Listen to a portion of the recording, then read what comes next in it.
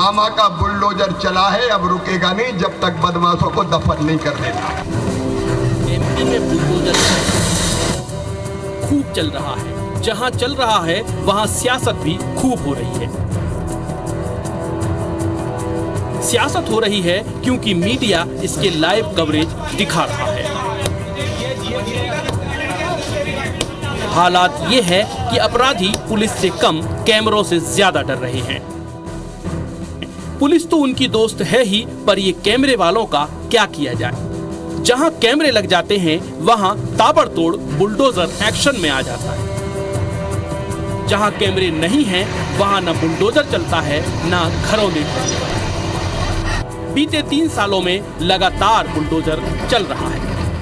मामा कहते रहे हैं वो अपराधियों को जमीन में गाड़ देंगे। अगर गरीब कमजोर की तरफ हाथ उठा तो मकान खोद के मैदान बना दूंगा। मैं चैन से नहीं रहने दूंगा किसी भी। क्या छोट भैया, क्या बड़ भैया, सब इस बुलडोजर पर सवार हैं। बुलडोजर तो होता ही तोड़ने के लिए है, लेकिन सियासत भी इन दिनों बुलडोजर का ही काम कर रही है। एमपी में अपराधियों की कमर टूटे न टूटे, लेकिन कैमरे के सामने आए अपराधी का घरौंदा जरूर टूट जाना चाहिए।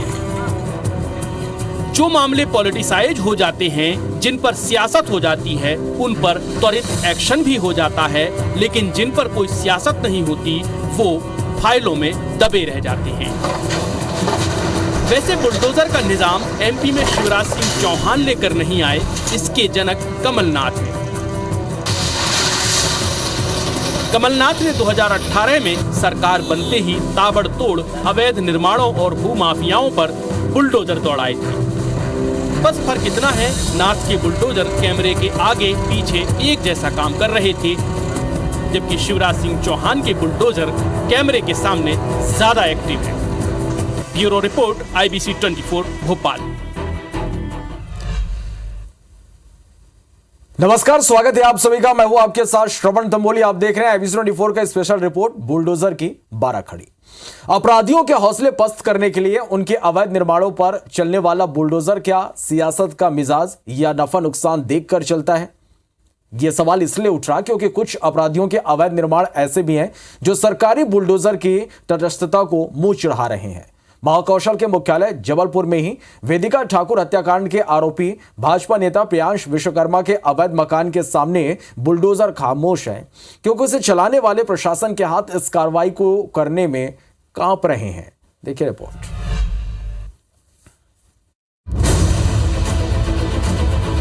यूपी से शुरू हुआ बाबा का बुलडोजर मध्य प्रदेश में आकर मामा का बुलडोजर बन गया। हालांकि एंटी माफिया मुहिम के जरिए कमलनाथ सरकार आरोपियों के अवैध अतिक्रमण हटाने का आगाज कर चुकी थी, लेकिन सीएम शिवराज के चौथी बार सत्ता में आते ही जो रौद्र रूप दिखा, इसके पहले कभी नहीं देखा गया था। मध्य प्रदेश में मीडिया के साथ चाहे कोई हो, पंच की मानने वाली हो, कोई धर्म के मानने वाला की गड़बड़ की तो उसको छोड़ेंगे नहीं, बुलडोजर चलेंगे। ऐसे लोगों को कौन बर्दाश्त करेगा? सीएम ने तमाम गुंडे, बदमाशों, हत्यारों, दुराचारियों के अवैध निर्माणों पर बुलडोजर चलवाना शुरू किया और मंच से कई बार कहा कि मध्य प्रदेश की जमीन में अपराधियों के लिए कोई स्थान नहीं है। गुंडागर्दी करने वालों, मध्य प्रदेश की धरती पर तुम्हारा अस्तित्व मिटा दिया जाएगा। अगर गरीब कमजोर की तरफ हाथ उठा तो मकान खोद के मैदान बना दूंगा। मैं चैन से नहीं रहने दूंगा किसी भी। यूं तो सरकारी बुलडोजर पूरे प्रदेश में अपराधियों के अवैध निर्माणों पर खूब चले, लेकिन कांग्रेस ये आरोप लगातार लगाती रही कि बुलडोजर की आड़ में भाजपा सरकार अपने सियासी एजेंडों को साध रही है। असल में जबलपुर में वेदिका हत्याकांड के आरोपी भाजपा के नेता प्रियांश विश्वकर्मा का अवैध मकान 26 जून को नोटिस देने के बाद आज तक नहीं तोड़ा गया है, जबकि हाई कोर्ट भी आरोपी के मकान को अवैध ठहराकर प्रशासनिक कार्रवाई में दखल देने से इंकार कर चुकी है। ऐसे में कांग्रेस बुलडोजर की खामोशी पर सवाल उठाकर आए दिन आंदोलन कर रही है। 30 तारीख को माननीय न्यायालय में भी जो आरोपी पक्ष ने अपनी दलील दी थी उसको खारिज करते हुए ये पाया कि मकान जो है अवैध बना गया है। उसके बाद अभी तक उसमें इतना विलंब करना साफ तौर पे भारतीय जनता पार्टी की सरकार के चलते मैं समझता हूँ उस परिवार को न्याय नहीं मिलने वाला।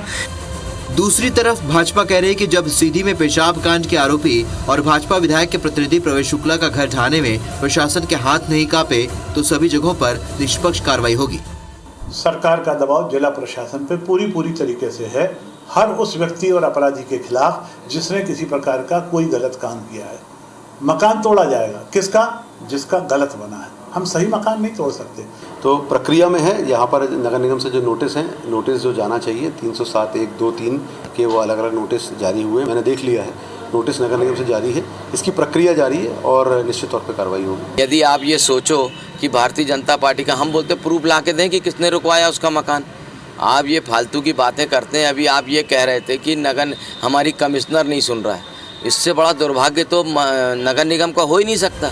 सीधी पेशाब कांड के आरोपी भाजपा नेता प्रवेश शुक्ला का घर ढहाने में सरकारी बुलडोजर ने इसलिए भी देर नहीं लगाई क्योंकि मुद्दा चुनावी साल में आदिवासी वोटर्स को साधने का है। बुलडोजर की ऐसी ही तत्परता दमोह में धर्मांतरण का एजेंडा चला रहे गंगा जमुना पब्लिक स्कूल पर कार्रवाई के दौरान भी दिखी, लेकिन जबलपुर में हत्यारे भाजपा नेता प्रियांश पर बुलडोजर की चुप्पी उसकी निष्पक्षता पर सवाल उठा रही है। विजेंद्र पांडे, IBC 24, जबलपुर। तो कांग्रेस लगातार भेदभावपूर्ण कार्रवाई का आरोप लगा रही है, कई सवाल भी उठा रही है। अपराधियों के हौसले पस्त करने के लिए उनके अवैध निर्माण पर चलने वाला बुलडोजर क्या सियासत का मिजाज या नफा नुकसान देकर चलता है? ये सवाल इसलिए भी यहां पर उठ रहे हैं क्योंकि अपराधियों के अवैध निर्माण कुछ ऐसे भी हैं जो सरकारी बुलडोजर की तटस्थता को मुंह चिढ़ा रहे हैं। महाकौशल की हम बात करें तो यहां पर भी कार्रवाई नहीं होने को लेकर कांग्रेस ने सवाल यहां पर उठाए हैं। तो बीते साल 30 दिसंबर को मंदसौर शहर कोतवाली थाना क्षेत्र के अलावा खेड़ी गांव में आपसी विवाद में गांव के दबंग दशरथ सिंह राजपूत ने आदिवासी मजदूर सिमुल और उसके पिता पारूलाल की लाठी से बेरहमी से पीट कर हत्या कर दी थी। पिता पुत्र दोनों की मौत हो गई। आदिवासी पिता पुत्र की मौत के बाद आदिवासी संगठन जैस और भीम आर्मी ने प्रदर्शन किया। गांधी चौराहे पर दोनों पिता पुत्र के शव रखकर प्रदर्शन करते हुए आरोपियों के मकान पर बुलडोजर चलाने की मांग की। तत्कालीन कलेक्टर गौतम सिंह ने परिजनों को आर्थिक सहायता देने और आरोपियों के मकान पर बुलडोजर चलाने का आश्वासन दिया था। इसके अगले दिन प्रशासन के अमले ने अलविदा खेड़ी गांव में आरोपी दशरथ सिंह के 2 मंजिला मकान पर बुलडोजर चलाते हुए धराशायी कर दिया।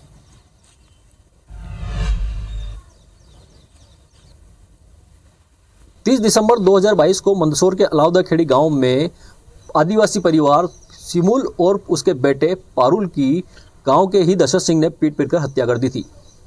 मामला चर्चित हुआ तो प्रशासन ने ताबड़तोड़ कार्रवाई करते हुए मकान को तोड़ जमींदोज कर दिया। ये मेरे पीछे जो देख रहे हैं ये वही मकान है दशरथ सिंह का जिसे प्रशासन ने उस वक्त तोड़ा था। अभी भी ये खंडर की स्थिति में है और अब जो परिवार है वो यहाँ नहीं रहता है और जो आरोपी है दशरथ सिंह वो जेल की सलाखों के पीछे है। दीपक शर्मा, IBC 24, मंदसौर।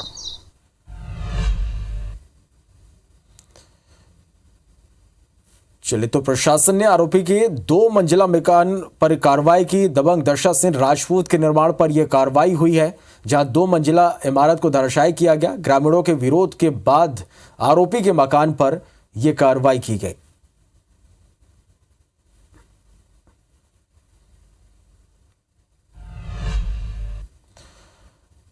तो इंदौर में भी 4 दिन पहले बीजेपी नेता सुनीता सुरीली पर ब्लेड से हमला करने वाले लिस्टे बदमाश भीम यादव के घर को प्रशासन ने जमींदोज कर दिया। हालांकि पुलिस अब तक आरोपी को पकड़ नहीं पाई। मौके का जायजा लिया हमारे संवाददाता रवि हेमराज सिसोदिया ने।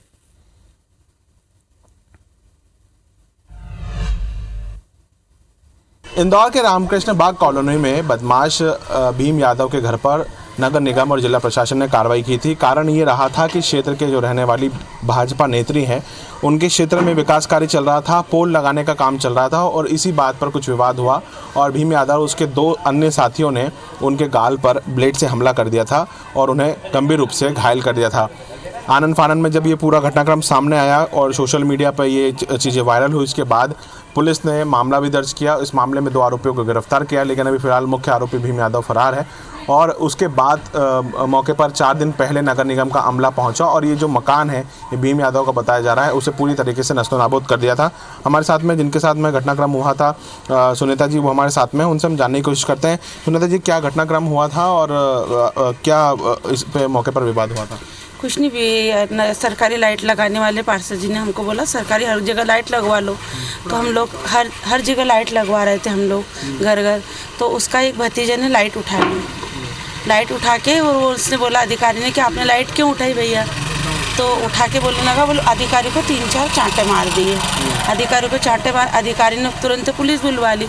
मैंने अधिकारी के हाथ पैर जोड़े, मैंने बोला भैया बच्चा है क्या, माफ़ करो, मुझे मार लो आपको जो मारना। उसके बाद में वो अधिकारी ने फ़ोटो वगैरह खींचे, पुलिस वाले ने, सब ने, वो चले गए। तो मेरे को फिर 4 बजे से लगा के फ़ोन पे बोलता है आज तू रहेगी कि मैं रहूँगा तेरी बहन, मतलब गंदी गंदी गाली भीम सिंह देने लगा मुझे। ठीक है, इनके पूरे परिवार देखे देखे खड़े खड़े देखे करे, पर इन्होंने मुझे कुछ नहीं बोला।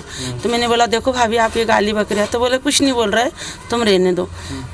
शाम को मेरे पति 7 बजे ड्यूटी से आए, उन्होंने बोला मेरा बेटा दिन भर अजय रसीले आकाश रसीले गैरेज चलाते हैं, यहीं पे थे वो।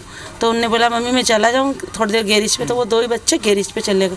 मेरे हस्बैंड आके बैठे खाना खाने के लिए कि खाना बना दे, तो मैं बना, तो मैंने कहा 10 मिनट लगेगा मुझे खाना बनाने में, मैं बना रही। उज्जवल और कपिल, कपिल और उज्जवल और भीम सिंह यादव, इनने आके ऐसा बोलते तू काय के लिए चिल्ला, उनके तेरे बड़े पापा पीछे खड़े, उनसे तू पूछ ले, मेरे से बात मत कर, तेरे बड़े पापा से। क्या घटनाक्रम रहा, उन्होंने आप पे क्या वार किया? और कुछ नहीं, मतलब मेरे से ऐसा बोलने लगे, तो मैं परवश मेरे घर में वापस चली गई। फिर उनने मेरे को वापस बोला कि बुआ इधर आ, बोलो इधर आ। तो उसने ना भीम सिंह ने, उसने कपिल यादव ने ऐसे हाथ में ब्लेड लगा के चुपचाप और खड़ा, और कपिल यादव यहाँ खड़ा और भीम सिंह यहाँ खड़ा पीछे, और उस उज्जवल यादव, वो 3 ही खड़े यहाँ पे। तो मैंने बोला चिल्ला चोट मत करो। उसके उज्जवल के भतीजे ने मेरे ब्लेड मार के और भीम सिंह यादव, दोनों भाई, उस उज्जवल यादव ने भीम सिंह यादव ने चाटे से हमला करा, इसे धक्का धुक्की करी, मेरे पीछे की कमर में रीढ़ में लगी भी सही। एक लड़की है 25 साल की, वो जाती है जॉब पे, कल से कुछ भी दिक्कत आए उसकी जिम्मेदारी भीम सिंह यादव की रहेगी। और मेरे बच्चे हैं 2, अजय आकाश रसीले, अजय रसीले, और मेरे पति सुनील रसीले, उसकी जवाबदारी भीम सिंह यादव करे। कल से मेरे बच्चों को कुछ भी होता हो, एक दर्द भी आता हो, तो उसमें भीम सिंह की जिम्मेदारी है, क्योंकि नाकाम पुलिस वाले नहीं पकड़ पा रहे। जब कोई कह रहा है यहाँ है, कोई कह रहा है यहाँ है, उसके हम लोगों ने मोबाइल नंबर भी दे दिए, उसके सारी चीज़ें दे दी, तो फिर क्यों नहीं पकड़ा रही है वो?